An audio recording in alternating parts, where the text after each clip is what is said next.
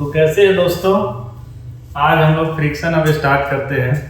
आज से एक नया टॉपिक, ये आपके लिए नया नहीं है, न्यूटन्स लॉ का ही पार्ट है। और न्यूटन्स लॉ में एक्सीलरेशन हम लोग देखते हैं, तो उसी एक्सीलरेशन का आज हम लोग पार्ट करने वाले हैं। फ्रिक्शन में इसका कहाँ यूज है, इससे क्वेश्चन बहुत बार बना चुका है, नीट में भी आ चुका है, जेईई भी क्वेश्चन इससे पूछता है। तो आज हम लोग एक्सीलरेशन के बारे में देखते हैं, ठीक है।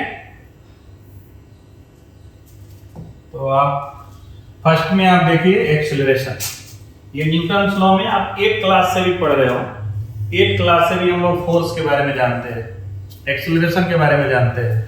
तो थोड़ा सा आपको एक्सीलरेशन फ्रिक्शन के फॉर्म में हम लोग आज देख रहे हैं। अब ये वाला फंडा आप जानते हो, फोर्स मास इनटू एक्सीलरेशन होता है। ये बॉडी का मास m है, एक्सीलरेशन उस बॉडी के द्वारा डेवलप किया जा रहा है, फोर्स अप्लाई होने के बाद। ये मास इस बॉडी का दे रखा है, मास ऑफ बॉडी, और एक्सीलरेशन दिया होगा, एक्सीलरेशन भी बॉडी का ही होगा।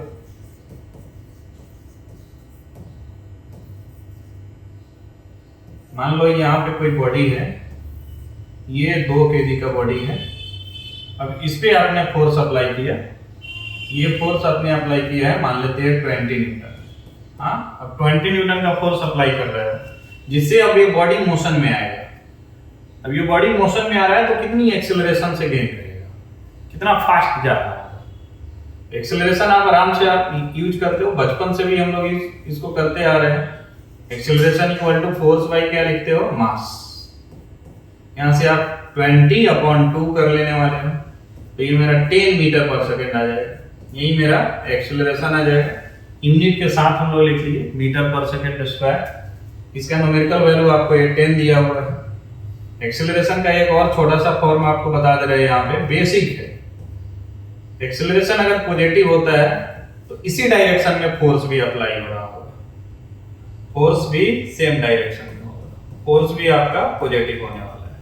और इस फोर्स की वजह से ये बॉडी एक्सेलरेट कर रहा होगा, वेलोसिटी इसकी बढ़े, ये एक्सेलरेटेड मोशन होगा, ठीक है। और एक्सेलरेशन निगेटिव होने वाला है। अगर आपका एक्सेलरेशन यहाँ पे निगेटिव हो रहा है तो फोर्स अपोजिट डायरेक्शन में लगेगा। जैसे ये फोर्स आप अप्लाई कर रहे हो तो एक्सेलरेशन और फोर्स सेम डायरेक्शन में है। लेकिन अगर निगेटिव हो जाएगा तो फोर्स आपका अपोजिट डायरेक्शन में होगा, बॉडी ये मूव करेगा, इस समय रिटार्ड होगा, वेलोसिटी इस समय डिक्रीज करेगा। ये सब चीजें कॉमन चीज है, जान रहे हो। अब इसी फोर्स का आपको एप्लीकेशन दिखाया जा रहा है, ये रफ सरफेस में, फ्रिक्शन। कोई भी बॉडी सरफेस पे रखे हो, सरफेस पे जैसे ही रखोगे ना, यहाँ पे एक फ्रिक्शन फोर्स डेवलप होगा। और ये फ्रिक्शन फोर्स कितना डेवलप होने वाला है, F। किधर डेवलप होगा, पहले ये देखो अब इस बॉडी पे फोर्स अप्लाई हो रहा है फॉरवर्ड डायरेक्शन में, आगे की ओर फोर्स अप्लाई हो रहा है, फोर्स अप्लाई हो रहा है। अब ये बॉडी फोर्स लगा रहा होगा सरफेस पे, सरफेस पे इस बॉडी पे अपोजिट डायरेक्शन में एक फोर्स अप्लाई किया होगा, ये टेंजेंशियल फोर्स होगा।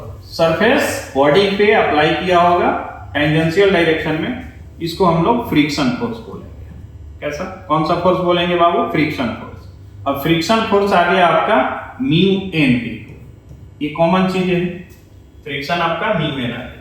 एन क्या है यहाँ पे, नॉर्मल फोर्स।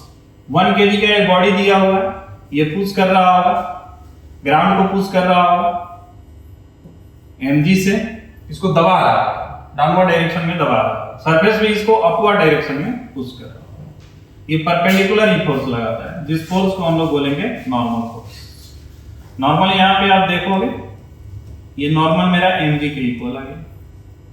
यही नॉर्मल का हम लोग यहाँ पे यूज कर रहे हैं, ये फ्रिक्शन में यूज किया जा रहा है। अब ये फ्रिक्शन कितने के इक्वल दिया हुआ है, mu into N, N M दिया गया। फोर्स ये अप्लाई हो रहा है, यहाँ पे ये फोर्स अप्लाई हो रहा है। एक्सीलरेशन आप इसका निकालने वाले हो, ये बॉडी मूव करेगा, आगे की ओर बॉडी मूव कर रहा है, तो एक्सीलरेशन आप यहाँ पे देख लो, आप क्या लिखोगे, फोर्स इक्वल टू, आप जानते हो ना, मास इनटू एक्सीलरेशन होता है। ये मेरा force equal to mass into acceleration. अब देखो इस बॉडी पे कौन कौन सा फोर्स लग रहा है। ये आपका एक्सटर्नल फोर्स है, ये बॉडी को आगे की ओर ले जाना चाह रहा है, बट ये फ्रिक्शन फोर्स इसको अपोज कर रहा होगा, अपोजिट डायरेक्शन में। इस फोर्स का डायरेक्शन अगर ले रहे हो तो इसको पॉजिटिव ले लो और ये वाले को आप निगेटिव डायरेक्शन में ले लो। नेट फोर्स अगर आप लेते हो, फोर्स पॉजिटिव वाले को, फ्रिक्शन मेरा हो जाएगा निगेटिव, इक्वल टू हम लोग लिखेंगे मास इनटू एक्सेलरेशन। अब यहां पे फ्रिक्शन मेरा आ गया, ये फोर्स हो गया, फ्रिक्शन की वैल्यू को हम लोग डाल लेंगे, न्यू एन डालेंगे, यहां से मास इनटू ये मेरा एक्सेलरेशन आ गया, एन की वैल्यू भी उठाकर वहां से ला दो, ये आ जाएगा म्यू, एन हम लोग लिखेंगे mg आ जाएगा, ये मास इनटू एक्सेलरेशन आने वाला है। अब एक्सेलरेशन यहां से हम लोग निकाल लेंगे, ये मेरा एक्सेलरेशन निकल कर आ जाएगा, फोर्स, फ्रिक्शन फोर्स को आप mg लिख रहे हो, बाई m से डिवाइड करोगे, ये आपका एक्सेलरेशन यहां से ये वैल्यू निकल कर आ जाएगा। ये रफ सरफेस का फ्रिक्शन यहां पे रोल प्ले कर रहा है, तो आपका एक्सटर्नल फोर्स की वैल्यू को हटा देगा। अगर ये फ्रिक्शन नहीं रहता तो एक्सटर्नल फोर्स ही अप्लाई होता, फ्रिक्शन की वैल्यू यहां से खत्म हो जाता। उस समय बॉडी आपका मूव करता रफ सरफेस से, फ्रिक्शन होने की वजह से रफ सरफेस में एक्सेलरेशन की वैल्यू कम हो जाती है। लेकिन स्मूथ सरफेस होता तो फ्रिक्शन आपका अप्लाई नहीं होता, फ्रिक्शन की वैल्यू 0 हो जाता, जिसकी वजह से एक्सेलरेशन आपको अधिक मिलता। लेकिन यहाँ पे आपका नेट फोर्स कम हो जा रहा है, ये एक्सेलरेशन आ गया, फोर्स डिवाइड भी देना चाहते हो तो डिवाइड दे सकते हो, मास माइनस क्या लिखेंगे हम लोग, म्यू एम जी अपॉन हम लोग मास से डिवाइड दे लेंगे, एम से एम भी कट गया तो एक्सेलरेशन मेरा निकल कर आ गया, फोर्स अपॉन मास माइनस क्या लिख पाएंगे हम लोग, म्यू जी लिख पाएंगे। यही मेरा एक्सेलरेशन की वैल्यू आ गई। एक्सेलरेशन आप फ्रिक्शन के केस में आप देख लिए। अब मान लो ये फोर्स नहीं रहता, उस केस में हम लोग क्या करते हैं, अगर सीधा बॉडी मूव करते